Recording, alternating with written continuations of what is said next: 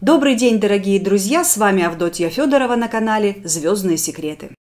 Димаш Кудайберген в эфире передачи «Виражи времени» радиостанции «Радио Россия» дал большое интервью. Беседу вела журналист Анна Пугач-Дементьева. «Виражи времени». Добрый день, дорогие радиослушатели! В эфире программа Андрея Дементьева «Виражи времени». У микрофона журналист Анна Пугач-Дементьева. Мы по-прежнему работаем из студии «Радио Россия».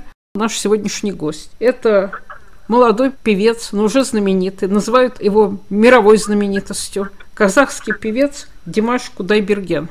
Добрый день, Димаш. Здравствуйте. Мы очень рады вас слышать. Я понимаю, что в эти дни у вас напряженный график, поскольку все хотят взять у вас интервью. Вы, по-моему, мелькаете во всех телевизионных передачах, будете мелькать, потому что очень многие вас записывают. Но я надеюсь, что наш разговор будет обстоятельным, и мы услышим не только песни, но вы немножко больше приоткроете завесу, расскажете о себе. То, что вы в раннем возрасте, можно сказать, стали заслуженным артистом Казахстана, это очень почетное звание. Вот давайте начнем с того, как это случилось и что для вас Казахстан, что определило ваш выбор дальнейший именно в эстраде. Ну, конечно, звание я получил в 25 лет. В 25? Димаш, вы знаете, наши артисты получают такое звание, когда уже далеко за 30. Поэтому то, что вы получили в 25 лет звание заслуженного артиста Казахстана, это потрясающе. По-моему, у вас родители тоже это звание имеют. Они связаны с музыкой, с культурой. Так что вы сравнялись. И расскажите, пожалуйста, о вашей любви к музыке. С чего началось? Конечно, все начинается, наверное, с семьи. Ваш отец руководил отделом культуры, мама работает в филармонии, по-моему, певица, сопрано, да? Отец руководил, отделом культуры в Актюбинской области. Это было где-то 3-4 года назад, и он подал в отставку, потому что он все-таки творческий человек, и ему хотелось, с одной стороны, быть рядом со мной, помогать мне, потому что я начал гастролировать по миру, где-то около 3 лет жил в Китае, и отец частенько прилетал ко мне, и родители тоже прилетали на мои сольные концерты. Вот как-то так. И насчет Казахстана хочу сказать, что это моя родина, это моя любовь. Казахстан навсегда останется в моем сердце. Конечно, как будучи большим патриотом своей страны и гражданином Казахстана, могу только сказать, что я горжусь своей страной, люблю казахскую музыку, люблю всех казахов. Конечно, я ко всем людям одинаково отношусь. Я люблю всех людей, вне зависимости, какую нацию они представляют, потому что я считаю, что все люди равны перед Богом. Мы ничем друг от друга не отличаемся. Вы даже прославились исполнением песни «Я казах». Да, вы выступали в ЮНЕСКО, исполнили эту песню «Я казах», чем еще больше влюбили в себя граждан своей страны. И ценно то, что во все песни, которые вы исполняете, вы вносите свой национальный неповторимый колорит. Давайте послушаем.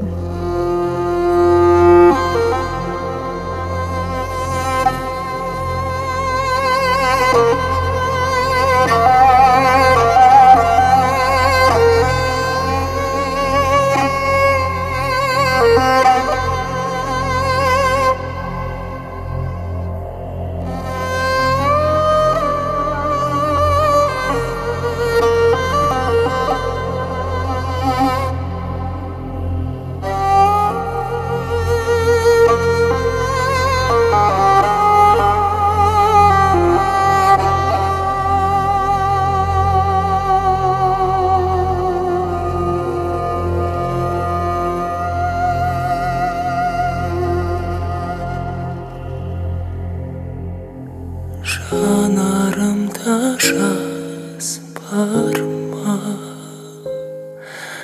тамшы тамса жазған ба, елімді сүйіп көтердім биік, алақанымда аспанға. Сынақ түспей әліңе, бұл өмірдің мәніне. Сандар шыңдайды, шыңдар сынбайды, уақыт ем болар бәріне.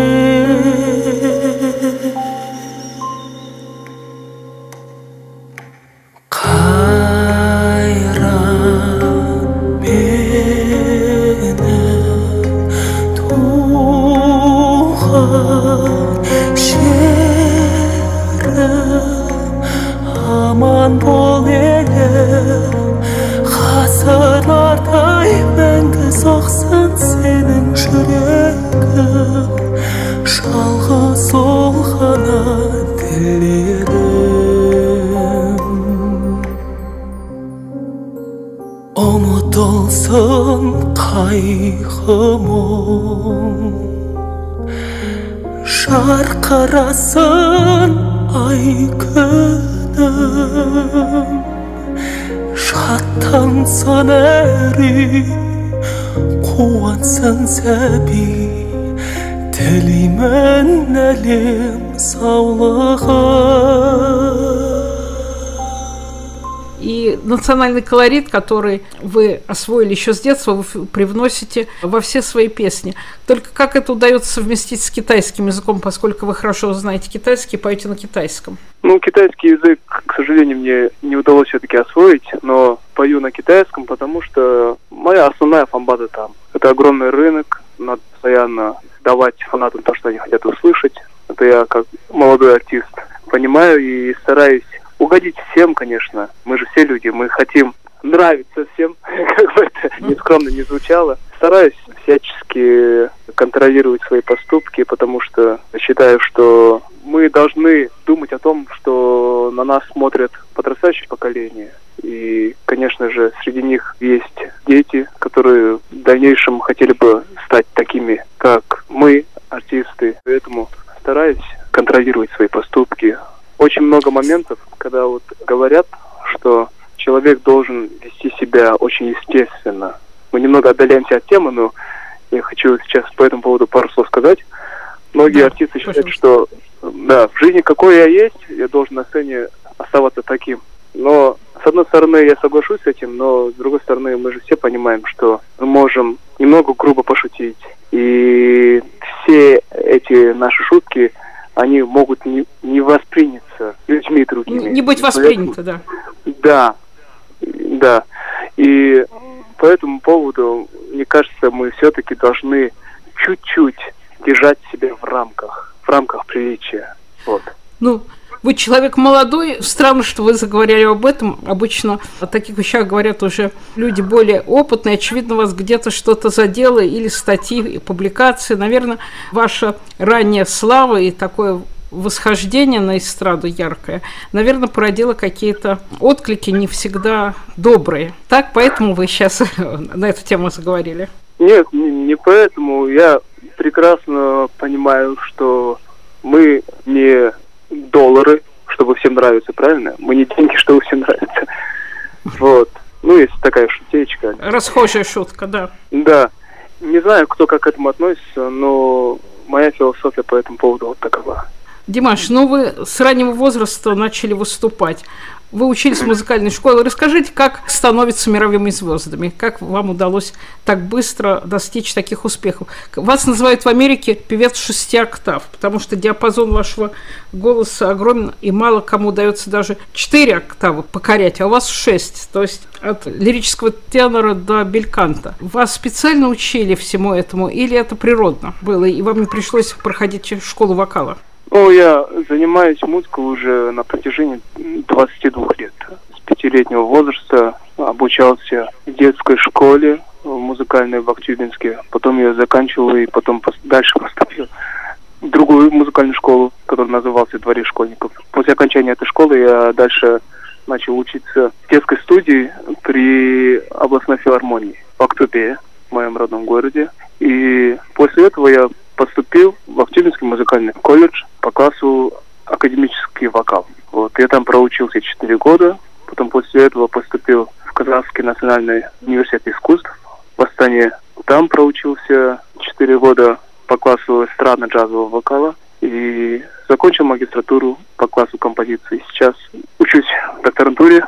Вот. Да, будете диссертацию писать? Да. А на какую тему? Наверное, национальная какая, да? Какая тема?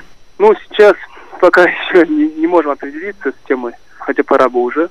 Но я веду разговор к тому, что в любом случае надо иметь основы вокала, основы академического вокала, и надо знать классическую музыку. Мы должны еще понимать, что музыка с каждым годом меняется, но основы остаются, и поэтому надо стараться быть со временем и при этом не забывать о классической музыке. Я знаю, что вы прекрасно сочетаете современную музыку с использованием классических элементов, а также казахскую музыку, национальную с поп-музыкой. Кто ваш учитель? У кого вы брали уроки и так быстро и талантливо все это освоили?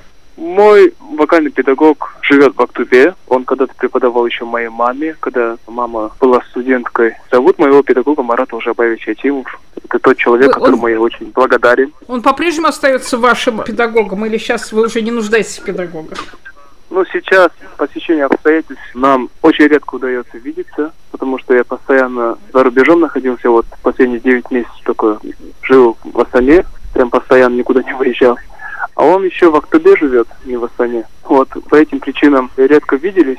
Но в Пекине я занимался с педагогом по вокалу. И я считаю, что каждый артист должен заботиться о том, чтобы поддержать свою форму, чтобы голосовые связки всегда были в тонусе. Надо об этом заботиться. И надо заниматься вокалом тоже. Даже сам великий Лучано Паваротти, будучи уже в 70-летнем возрасте почти, он занимался с педагогом по вокалу, потому что артисты, вокалисты, то есть, никогда себя неправильно слышат. Им всегда кажется, то есть нам всегда кажется, что мы очень красиво поем, очень все хорошо делаем, но на самом деле со стороны виднее. Родители сопровождают вас в ваших турах, или вы уже самостоятельно ездите, и иногда только их приглашаете на концерты? Нет, конечно, я езжу самостоятельно. Допустим, на протяжении пару лет я гастролировал со своей командой в Пекине, с пекинской командой. Но мои родители сопровождают меня на больших концертах, на сольных. Это огромная поддержка, потому что на сцене очень важно чувствовать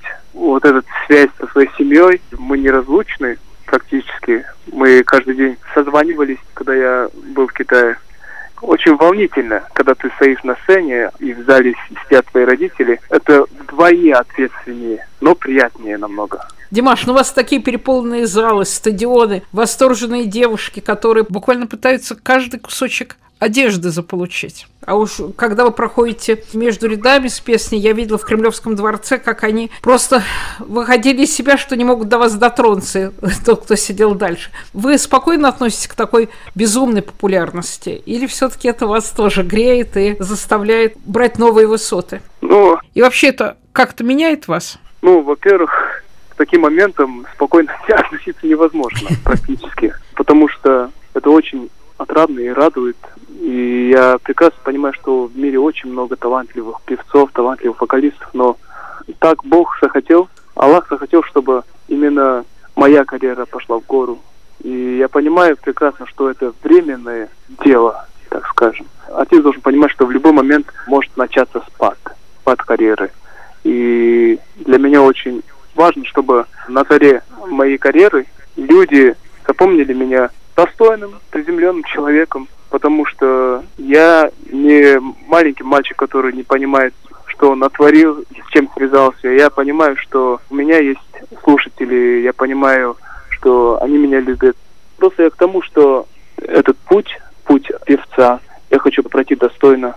Благодарен всем зрителям, которые меня поддерживают, всем людям, которые меня поддерживают. Очень много талантливых артистов во всем мире. Мы это прекрасно понимаем. Я напомню нашим радиослушателям, что в гостях у нас молодой знаменитый казахский певец, которого уже называют мировой звездой, Димаш Кутайбенгер. Димаш, вот вы сейчас рассуждали о том, что певец должен всегда помнить. В любой момент может измениться судьба, может сцена оказаться уже не такой притягательной, как была в начале пути творческого.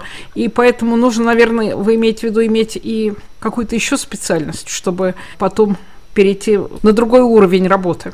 Я не знаю, я насчет этого... если вы собираетесь защищать диссертацию, наверное, вы где-то думаете, что потом, может, надо будет преподавать, может быть, что-то изменится. Хотя пока у вас такой... Просто вы как бы рано об этом задумались, потому что у вас такой сейчас восходящий путь звездный, и стадионы, и огромные дворцы, и поклонницы. Поэтому странно, что молодой человек начинает уже думать, что не всегда все может быть так. Это очень мудро, может быть, в этом мудрость и вашего эпоса народного, и вашей семьи, потому что это очень, по-моему, глубокое, правильное отношение к жизни и к эстрадной карьере. Спасибо большое. Да, хотя вот я удивилась, прочитала, что вы отказались от оперного пения, вас приглашали петь в национальной опере, и все предпосылки для этого есть, вы все-таки отказались. Почему? Потому что я учился на оперного вокалиста, потому что я должен был получить образование достойное, азы классического вокала. В любом случае, я понимаю, что меня больше привлекает неоклассика. Это стиль, где классика с элементами эстрадного вокала, рокового такое. Это такой микс. Вот. Я в этом направлении хочу дальше работать. Возможно, То есть не будете... Да, спустя несколько лет, наверное, у меня будет другой взгляд по поводу этого вопроса. Возможно, я в будущем буду тоже работать в театре или на эстраде. Пока не знаю. Ну, вам пока эстрада интересна. А кто для вас кумир? Какие имена вам дороги и к какому уровню вы хотели бы приблизиться к пению? Конечно же, это Селин Дион, конечно же, это Майкл Джексон, Лучано Паваротти, самый знаменитый оперный певец. Да, я хотела сказать, что это уже опера. Мне очень нравится слушать Андреа Бочелли. И очень люблю творчество группы Queen.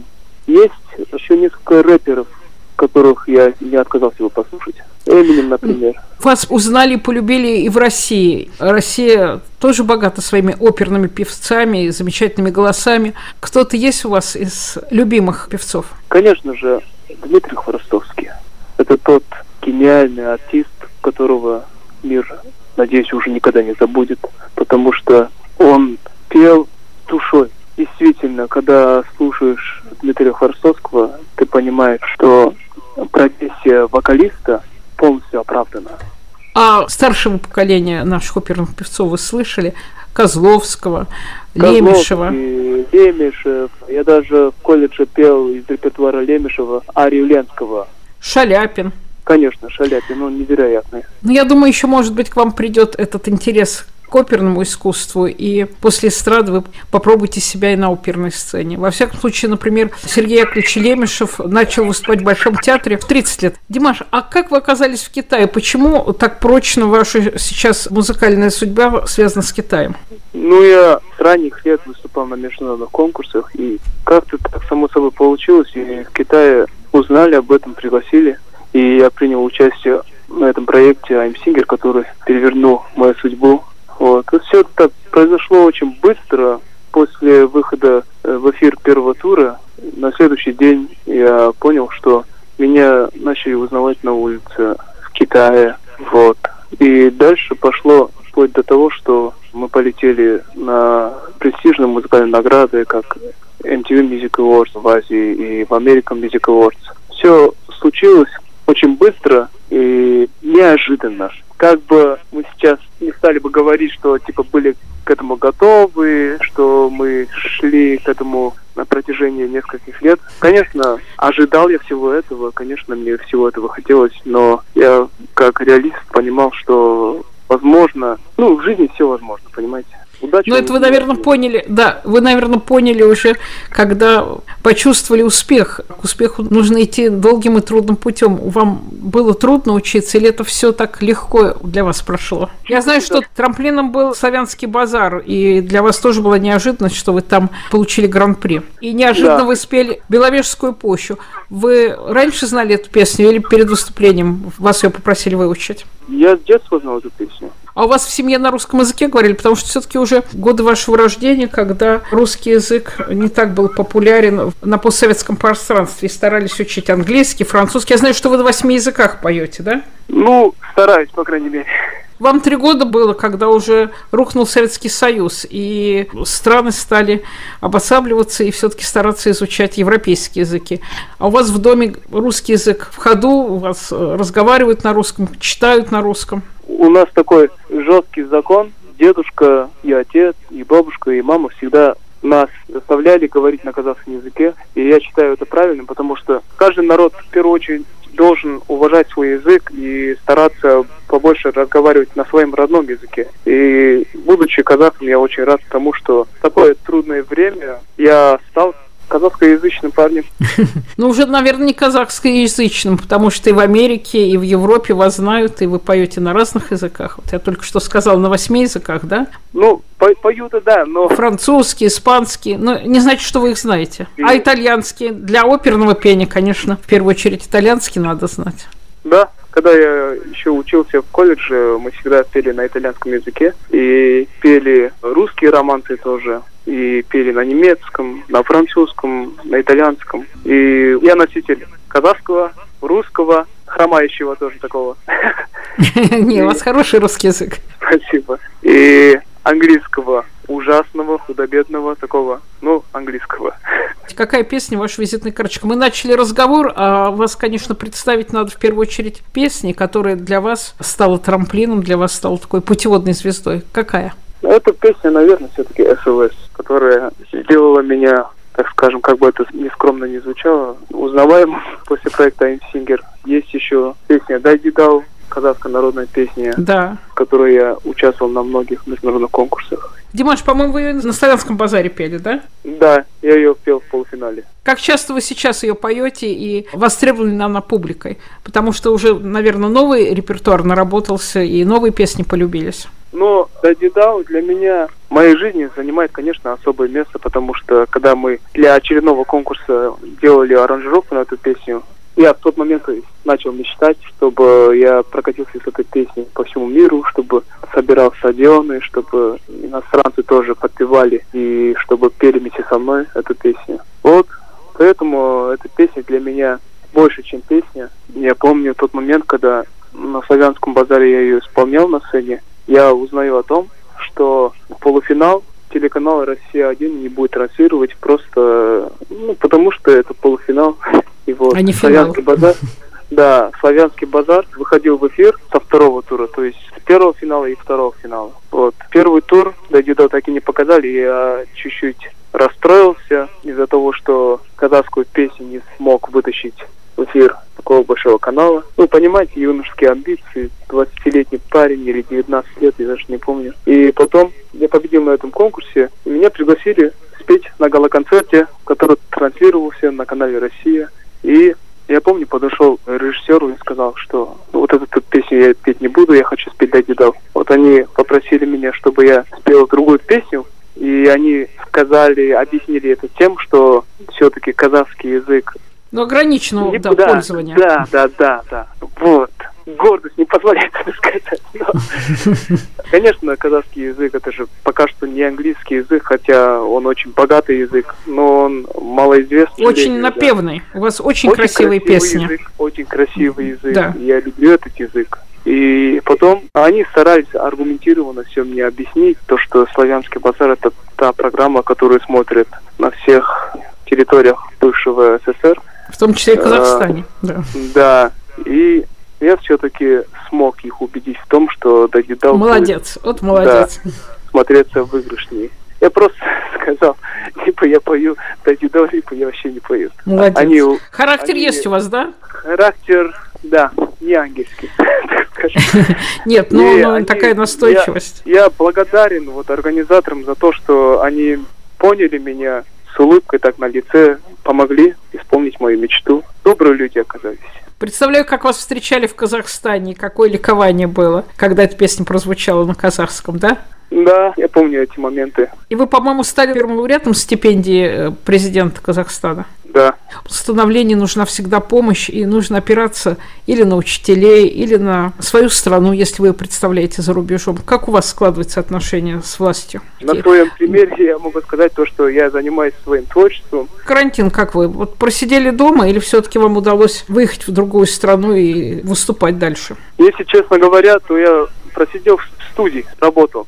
Альбом сделали? Альбом сделал, и когда говорят, что правительство должен поддерживать артистов, то, не знаю, какой-то спорный момент, потому что они все равно за артистов не поют. Допустим, в моем случае я начал собирать аудиторию благодаря конкурсу. Они же за меня не пели. И, в принципе, у нас в Казахстане стараются поддержать молодых дарований. Часто молодым артистам ведь пока они устроят свой быт, приходится очень много и халтурить в том числе, и подрабатывать. Или вы настолько популярны, у вас так хорошо идут концерты, что вы ни в какой поддержке не нуждаетесь. Меня поддерживали мои родители, мои друзья, потому что у меня немного другая история была. Вы в семье не один ребенок, у вас есть еще и сестра, брат. Они занимаются тоже музыкой или они выбрали другую профессию в своей жизни? У меня родная сестренка учится на врача у нас в Астане. А братишка учится в детской школе при моем университете. То есть тоже музыкой занимается? Ну, понятно. Музыкой занимается. Вы сказали, что всю пандемию, вот весь этот тяжелый период, который, к сожалению, еще пока продолжается, вы просидели в студии. Что удалось сделать за это время? Ну, я записал несколько песен, снял пару клипов. Вот. Впервые в жизни попробовал себя в роли режиссера. Не знаю, насколько успешно, но мне не очень понравилось. Не очень? Ну, знаете, почти... Не то, что почти, мне кажется, все еще не было того момента, где я мог бы себя похвалить за проделанную работу. Мне всегда что-то не нравится. Я всегда нахожу какие-то минусы. А клипы выйдут или вы просто себя попробовали? У вас есть команда, есть продюсер, есть люди, которые могут оценить, чье мнение будет вам дорого? Или просто вы пока так в собственном соку? Песня называется «Кайранелем». На каком языке? На казахском языке. И мы написали эту песню, точнее, композитор Ренат Бесин, очень известный у нас в стране композитор, написал эту песню. Мы на тот момент находились вместе на студии, и песня о том, что я разделяю горе своего народа. В период пандемии погибло очень много людей, и мы хотели посвятить песню. Какая сейчас обстановка в Казахстане? Пошла пандемия на спад или пока еще все-таки тяжело? Честно говоря, я не в курсе, но нас до сих пор предупреждают о том, что мы должны заботиться о своем здоровье, то, что контактировать нельзя, все это сохраняется в эти моменты. А концерты были у вас за это время? У меня совсем не было? Ни одного концерта мы не провели за эти 9 месяцев, потому что мне пришлось вплоть до того, что свой турне, который назывался «Арнау», по миру, нам пришлось ее прервать. И я ни о чем не жалею, потому что здоровье людей это превыше всего. В какой стране вы прервали? Последний концерт прошел в Киеве. А на украинском вы поете что-то? На украинском я тогда на концерте спел песню «Чернобрейцы». Мне хотелось сделать какой-нибудь легкий сюрприз для своих украинских слушателей. И за пару часов до концерта я все-таки выучил эту песню. Вы заранее подготовили или это был экспромт? Экспромт полный. Вам кто-то посоветовал? Кто вообще с вами ездит на гастроли? Кто выстраивает концертную программу? Постоянный человек или у вас каждый раз разные? Сначала устраивали мои концерты мои китайские партнеры.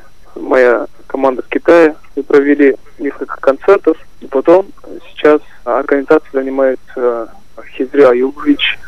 Он житель России. Вы планируете в ближайшее время концерты? Ну, надеемся, что ситуация изменится и будет не 25% зрителей в зале, а больше, но тем не менее, как-то планируете? Я сейчас, честно говоря, очень хочу провести концерт. Очень хочу. Я очень соскучился по выступлениям, по зрителям, но я не могу на это решиться по причине того, что люди могут заболеть. Это здоровье зрителей, здоровье людей, оно на данный момент для меня важнее. На концертах мы еще успеем погулять, так что придется потерпеть. Какие-то виртуальные записи вы делаете, потому что у нас многие артисты выступали со сцены Большого театра, из других сцен в пустом зале, но они пели, и телевидение это транслировало, и поэтому почитатели и любители их творчества могли все это увидеть. До этого момента был немного непонятным, и за счет этого я много думал по этому поводу. И только недавно мы пришли к тому, что все-таки стоит провести онлайн-концерт. И он пройдет 16 января на сайте TixArt, это американский портал, который транслирует концерты. И будет новая программа? Да, будет новая песня. Вы знаете, я была на вашем концерте в Кремле.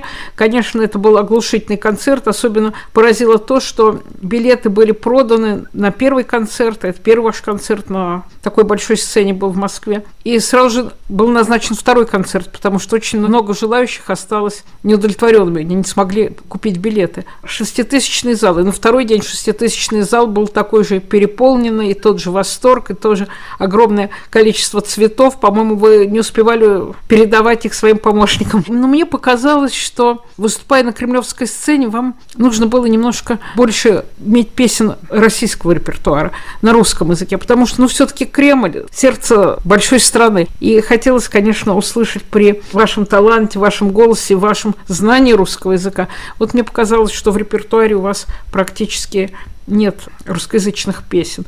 У вас, по-моему, 2 или 3 песни, да, на русском языке? Кажется, да.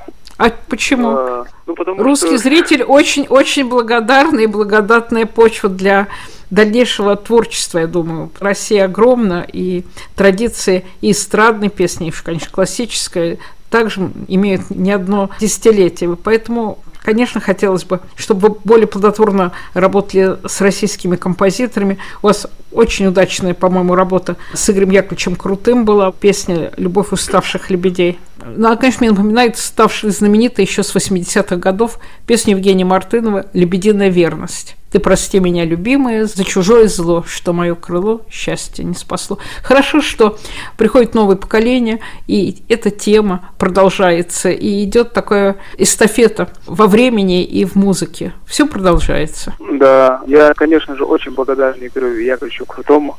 И вот эта песня «Любовь уставших лебедей» полюбилась многим, и она мне очень-очень нравится, конечно же. И мы должны понять, что Игорь Яковлевич — это первый композитор из России, с кем я начал сотрудничать. До этого я работал только с китайскими, с корейскими, с европейскими, с американскими композиторами. И, конечно, соответственно, пел на их языках. И с Игорем Яковлевичем мы начали сотрудничать примерно 2 года назад. Вот за это время мы выпустили несколько песен. И «Любовь уставших лебедей», песня «Знай», вот скоро на подходе 3-я песня на русском языке. И, конечно, я благодарен всем своим российским слушателям за то, что они поддерживают меня и стараются подарить свою любовь. Я это все чувствую, невероятно благодарен им за это.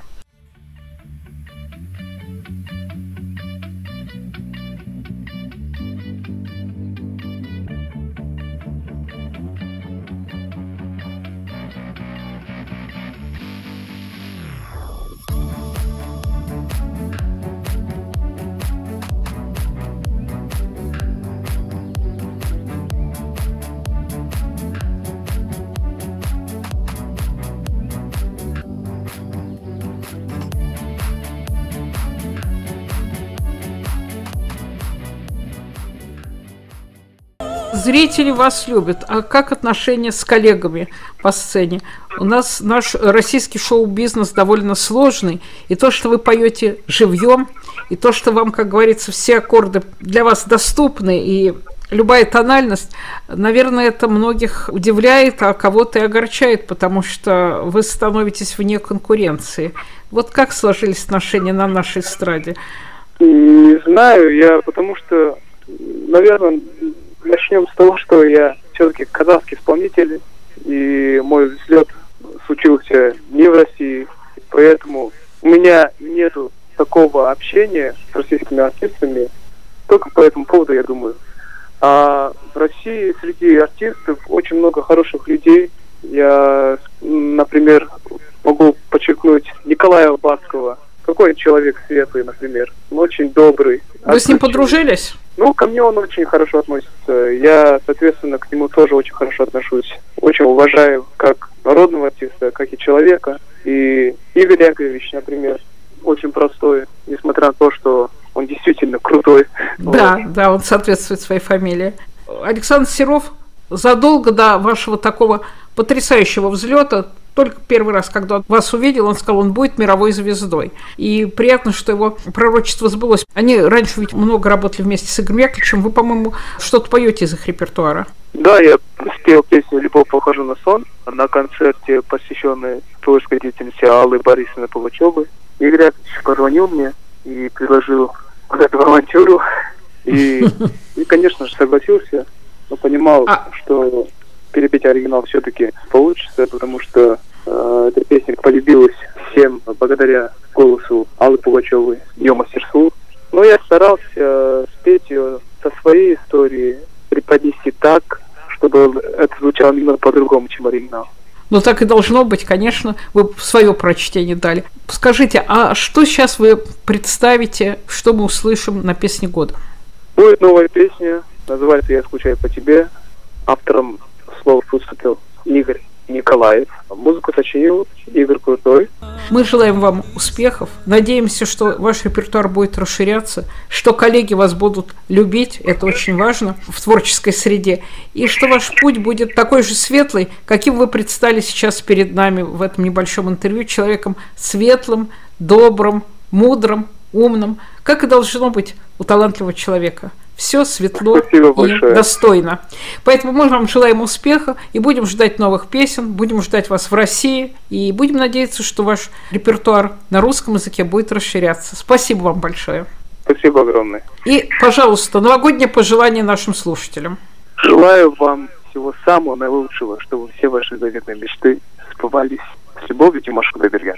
Спасибо. А мы вам желаем еще благополучия и чтобы все были здоровы. Наша передача подошла к концу. Напомню, что это была программа Андрея Дементьева «Виражи времени». У микрофона журналист Анна Пугач-Дементьева. А в гостях у нас был замечательный, знаменитый уже, яркий, молодой казахский певец Димаш Кудайберген. Прощаемся с вами до следующей субботы. «Виражи времени».